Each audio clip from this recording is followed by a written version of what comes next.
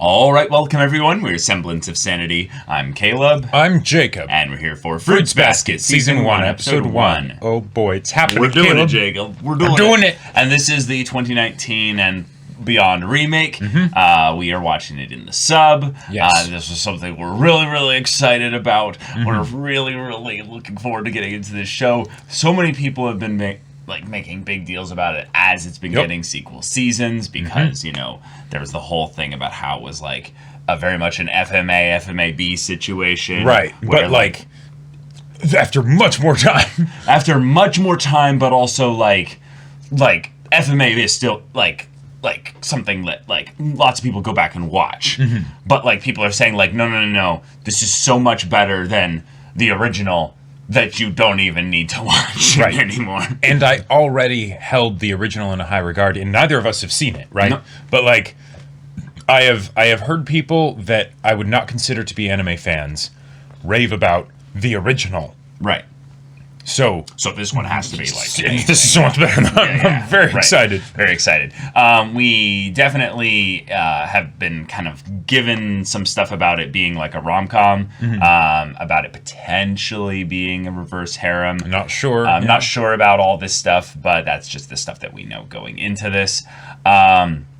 Also, this is going to be a longer show than what we most of the ones that we do on the channel in general. This is like 5 cour or something. Right, the whole FMA-B, thing works pretty well because it's 5 cour. So it's about the same length, But we will be, if anything, having access to the dub on our own time, and we can just watch that for fun if we want.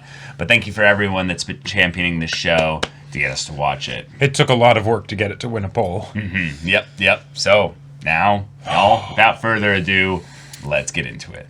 All right, everyone, now be sure to go check out the reaction portion of the video in the description below, then come back here for the discussion.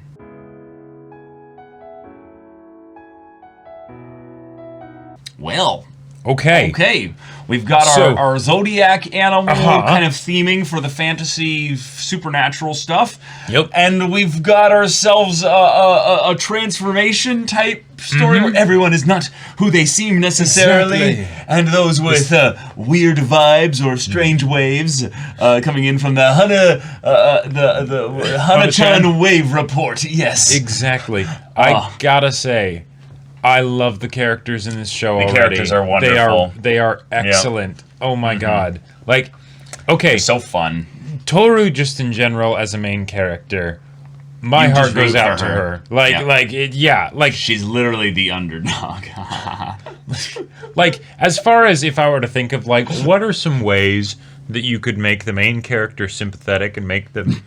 audience want to root for him. They went all out in one episode. Make them an orphan and homeless and like rejected by their only family and things like that. And it's like, all right, okay, sure. That they're still putting in all their effort. They're barely barely able to get by. There's a very almost Japanese heroine to her though, specifically where she's like practically killing herself just trying to survive, but is like so badass at it that she's also like managing to make it work even though she almost just died to a rock slide, if she hadn't just adjusted from that spot there.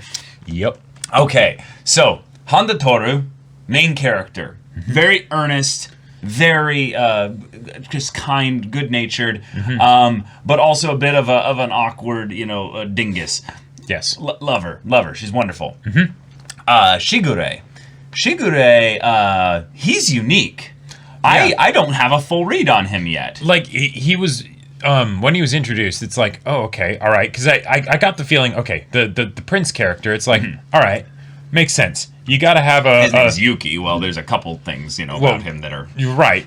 But having that like super attractive boy in the show with the high school silver girl. hair. Right, exactly. Who's got his own fan club and all that stuff. And oh no, you have to start living with him. Oh darn, right? Oh, it's bother. Like, well, I can't see why anyone would find that interesting, right? But then it's like, okay, the cousin. All right, I suppose it's a good foil for Yuki and kind of like a hammer to the two-person dynamic, to like keep things changing up and interesting. Basically that is the definite function, I would say, of his character immediately. But the part that's just weird about him is he has all these, like, now that I know that he's a dog, it makes a little bit more sense. But there were these parts of him that was just like, what?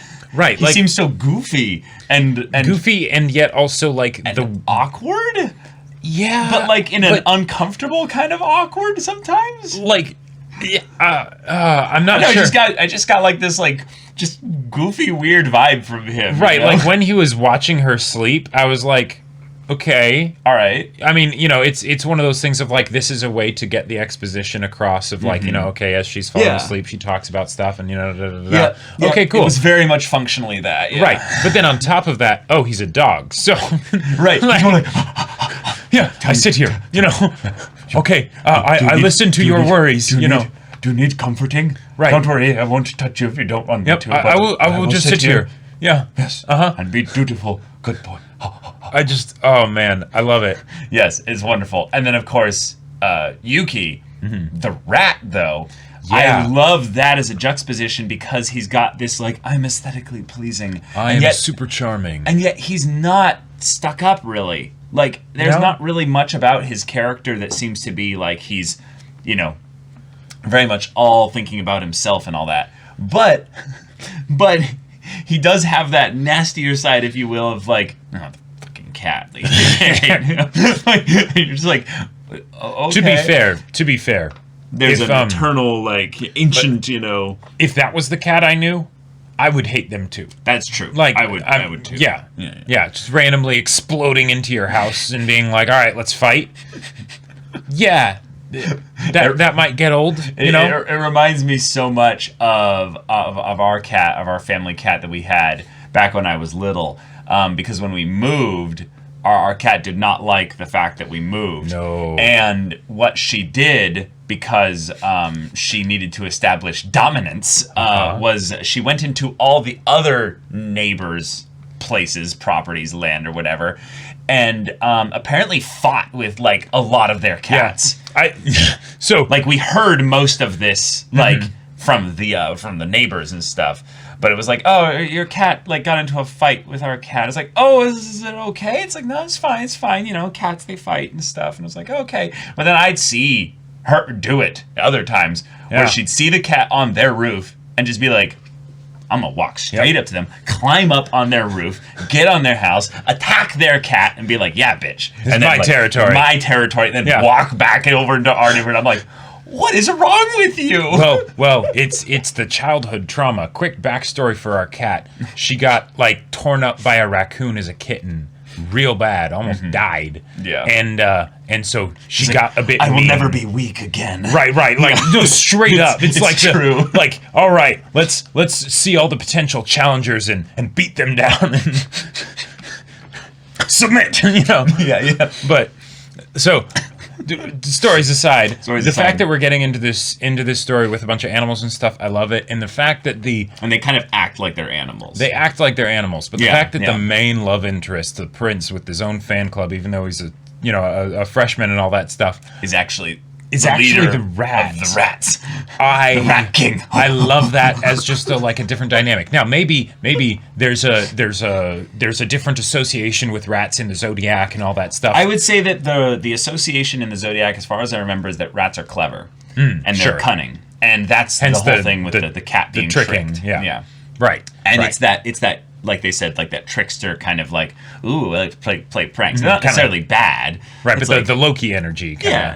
But also like more like you know, clever for the sake of being clever. Right. You know, rats are vermin. They're not really a threat. You know, it's the but not. I'm not calling he's Yuki not a vermin. Yeah, no, but but there are a number of animals in the Zodiac.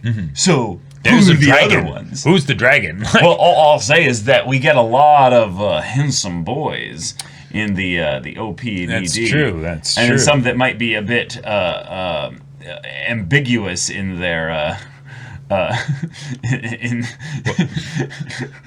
I gotta say, in their identity. It did seem to be kind of hinting at who's what, though. Yes, because there's one with a stuffed bunny. There's two that are with a big fluffy goat, and then So we have the one by the tree here with the book and everything. Right. The scarf. I think he's impossible to figure out. Yeah. But yeah, we have Bunny here. With bunny shoes and stuffed bunny. Yeah. Then we have like military getup here. Right. Very, very much bad boy kind of look. Oh, yeah, kinda. But I was gonna say, is that tearing? I think that's shirt? tearing, yeah. Okay, yeah. Don't know which one that would be. But yeah, then we have the duo. Mm-hmm. They definitely look like they could be twins, you know? Yep. But they're on top of like a massive fluffy goat. Ooh, Yep. ooh. And then we just see the snake and the snake chasing after the rat, and the rat leads it to tie itself up into a knot. Yeah. Which is great. The board Just chasing being cute, basically. Yep. Yeah. Oh man. I am really excited to see more from Shigure since he's the dog. Or the wolf. I forget which one. It should be dog. It's dog. Okay, yeah. Yeah. Right. Yeah, you're He the dog. literally said, "I'm the Yeah, dog." yeah, right. Yeah. Right. But Then we see okay. also like little chibi versions of them being so little here. And they're really cute, but in the end of the ED, there's this other person though that's in the background here. watching them. Well, yeah, but with like shadow. Yeah. I'm curious to see how that goes. But Is that meant to be the god, the one in the middle? maybe, possibly. But in the episode, we also had her friends at school. And by friends, some of the characters, yes, her actual friends. But then we also had the fan club, which their introduction was, oh my god, Flawless. That was excellent. That was excellent. Like you were pointing out, Caleb, how like they parted for the what Minagawa Motoko, the leader of the Prince Club, the second year that is wholly obsessed with the first year. Nice. But yeah, and then we have our two friends, the delinquents, and I love them both so much. I don't think I have so quickly been like, yes. Yeah, just wanted to clarify, he's a second year. I've won him a Prince of the School position already in his freshman year. That freshman's first year. Oh, I thought that was already won it like when his freshman year was last year. Because one could be present, it could be past. If it didn't have already in there, I would think that then yeah, it's talking about the past. But yeah. If anything, it's not the beginning of the freshman year. Right. We know that much. Yes, exactly. They're not that fast at setting up a fan club. No, of course not. But Uo-chan and Hana-chan, oh my god, they are amazing. The best friends. They're wonderful. Just the big mom energy, like coming from Uo-chan, I believe. Yes. Just being like, hey, get lost, and then they scram, and it's wonderful. But we had to have Hana-chan with her, like, I'll use evil waves to...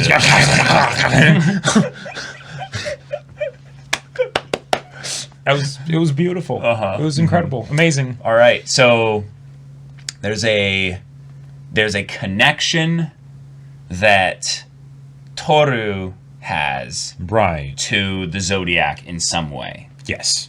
But we're not sure what it is. Because it could just be the hearing the tale and pun intended, but it doesn't seem I like don't buy that. It didn't seem like that was what was implied from the very beginning. Yeah. In the beginning, it felt like they were implying more. I would say to me that either her or potentially her mother are connected to the Zodiac in some way. Because her mom has the same kind of orange hair as the cat boy that showed up at the end of the episode. So, who is also has a nickname Kyo, according to Shigure. He's like, did I hear Kyo? Which I love that it was so casual, just like, oh, he's here. All right, he came to visit. Yeah. Also, the dog being pretty chilled that the cat's over. Yeah, that's fun. Probably because he's like, oh, it's no threat to me. But the rat's like, my life is in danger. Now, as far as the actual transformation, that we went back through the episode to be like, okay, what seems to cause it? Because it doesn't seem to be just physical contact necessarily, but at the same time, like it has to be physical contact. No, right, but not just that. Like right. Because there was the whole thing of as long as she doesn't hug me, I'm fine. And originally I thought that was something of like, oh, you don't want her body to press up against you, but then she accidentally hugs the cat guy, and then he transforms. But then she bumps her head. Right, they bonk her on the head, and then she falls up against them, and then they transform. Yeah. So I'm curious how that works. Yeah, but they did make a point of her being a girl.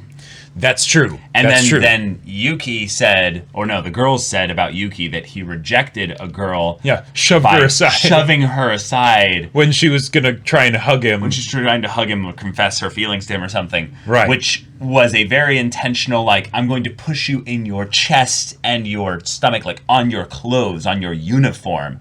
Not like your physical skin and body and stuff. Oh, so it might be literally a... Because every time we touch, I get this feeling. But also, he said in the beginning, he's like, "Did you know that the Zodiac used to be like a sexagenary cycle?" Mm-hmm. Which, I mean, I have to look up what that means. I'm guessing it's more with regards to numerals. Regards to numerals, right? Because divisible by six. 6. Yeah, exactly. And like later, all that yin yang and elemental stuff was brought in after that. Mm-hmm. But yeah, it was originally just a way to tell time, basically. It was right, math, and I'm guessing this is something that would more make sense if you knew more about the Zodiacs. It's like there's a bunch of other Zodiac stuff that is kind of superfluous and like padding and added on, and we're going to go back to the original and all that stuff and. So that stuff won't necessarily have a place in the story. We're not going to get into yin and yang and elements and all of that. Right, but what might be, something that just, it's just a thing in general is just that there might be some kind of physical intimacy aspect to the actual, mechanics here. Mm-hmm. And the idea that, well, maybe there's also a heterosexual specific view on it where as boys touching boys, no, that's fine, we like no issues. Maybe it's just the attraction itself that causes it to be electric, and then that causes the transformation. Who knows? Yes, because these boys happen to be heterosexual.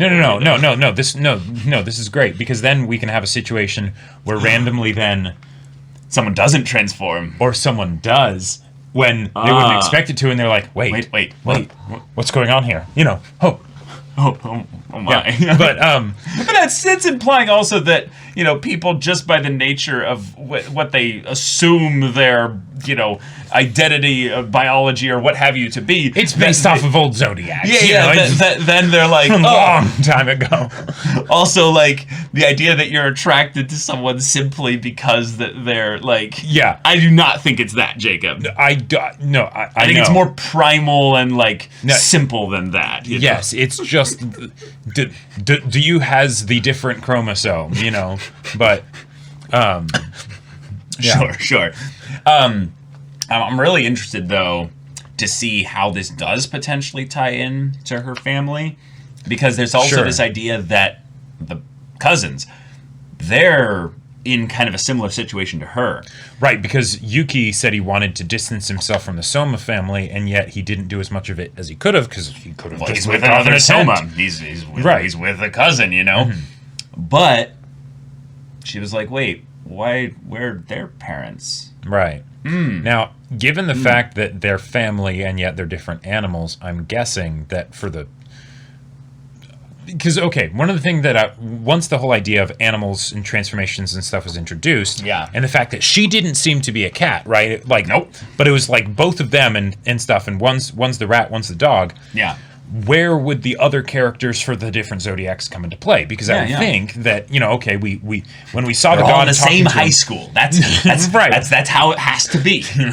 But all when we saw the god at the beginning with all the different Zodiacs, it almost feels like a character roster, and we just haven't met them yet, right? It totally is. Yeah. But if that's the case, what is going to be the reason why some are the Zodiacs and some aren't? Because so far it's relegated to this Soma family, right? Yep. So I could see maybe the Yuki's dad is the dragon, right? And it's like this big thing or something like that, right? Sure. But are other people outside the family going to be Zodiac I would animals? say they definitely have to be. Because I like would the say- cat or the cat doesn't seem like he's necessarily a part of their family. Right. You know. What I think it is that they're building up the idea of this banquet.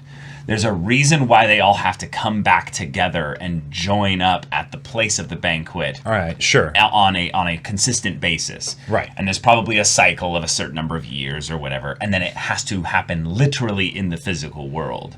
And that's why Sure. she's going to see all of them at some point in this show. Okay. Is that Yeah. they all need to be somewhere nearby at some point in the future for Yeah. the great banquet. And you know, the cat's not going to get left behind this time. no, of course not. You know. Listen here, little shit. You know? Right. I love the idea also of the sweetness of like, don't worry, I'll have my friends help me equivalent. And he like opens the door and says, Yeah, just like, a billion rats just a or bunch of whatever out rats. there. And also when they like opened up the thing and you saw the trash and he's just like, and she's like, it's the Sea of Decay. The dog's like, yeah, basically. Yeah, kind of. That's a good. Oh boy. I honestly think that's one of the seas on the moon. I'm pretty sure. Like that's the only yeah? context I have for that, but it makes sense. I think they might have even mentioned the moon. Yeah. Maybe. I don't know. But yeah, if we have a reason for her to see all of them, which I'd say you have to, right? Sure. And they're not all necessarily in high school, like, because I would say Shigure is older than Yuki by quite a bit, Yes. right? Like, Right. he probably Like, this doesn't is go his to the school. place. Yeah, exactly. Yeah. Right. But, I mean, it's not much of a place, and he's also not It's really... all right, He's not, also you know? not really doing much to manage it, necessarily. Well, he's a bachelor. It goes He's that. It putting do be like that pickled sometimes. radishes in the curry. Like, It's food, technically. it's a carb. Yeah. I swapped the rice and put pickled radishes. As you do. Right. But okay. Aggressive character introductions. Really heartfelt, simple backstory for our protagonist. Yep. And we are rooting for her in every way possible, and then also tantalized with a little bit of fantasy, supernatural. And the fact that Yuki then went and got her picture of her mom, Yes. super sweet. Like because Very the mom, sweet. Yep. the mom just seemed awesome from what little we saw of her and everything, and the fact that Tohru was like, my mom can't breathe in there. Yeah. That just tore my heart out because it's something where it's the humans aren't logical beings. We are first and foremost emotional beings, Yep. right? Yep. And to have something like that happen where you lose both your parents, right? That's got to be all kinds of traumatizing, right? And while Tohru does a really good job of putting a good face on it, being positive and smiling and all that stuff, right? Yeah. The idea that it went into something as nonsensical as my mom can't breathe in there, Yeah. that goes to show just how deep the trauma goes. Yeah. Well said. Yeah. So, So we'll have to get into that again later. yeah. But y'all, thank you so much for watching this episode's reaction and discussion. If you want to see the next episode's reaction and discussion right now, though, go check out the link in the description below. For our Patreon, you can get an early access there. You can watch full-length timer reactions there, and all this comes with Discord access, so you can chat with us in the community there about this show, about anime in general, and also be sure to check out our Twitch channel. We stream every weekday. The info's in the description. Yeah, so if any of that interests you, we'll see you there. But until then, we're Semblance of Sanity. I'm Caleb, I'm Jacob. and we'll see you all next time.